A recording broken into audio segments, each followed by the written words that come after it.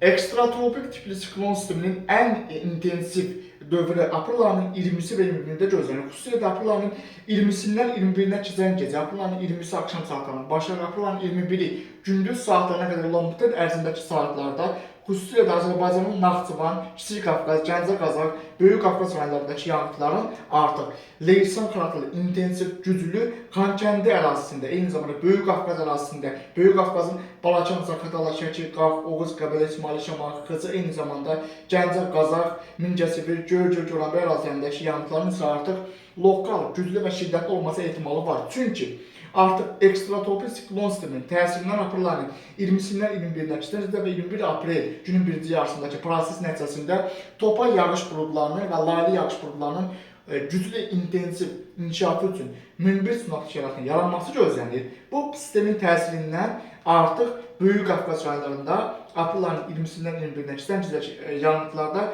kifayət qədər ciddi bir artım ehtimalı var. Bu artım nəticəsində əksər dağ saylarında sulluğun kəskin artması ehtimalı var və bu sistemin bir qolunun da Bakı-Abşeron ərazisindən daxil olması ehtimalı var.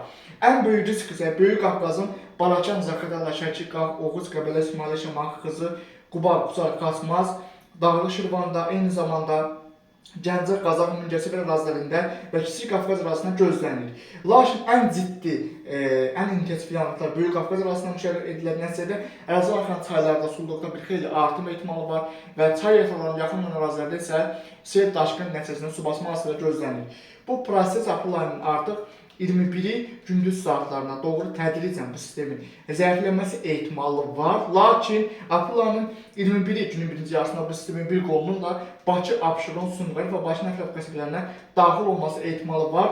Başlıca sistemi diqqətlə izləməyə dəyər. Çünki aprel ayının 21'i günün birinci yarısında 20'sindən 21'inə keçən başda hava şəraitinin kəskin dəyişilməsi, intensiv leysanın lokal dolunun və şimşəyin də çaxması ehtimalı var.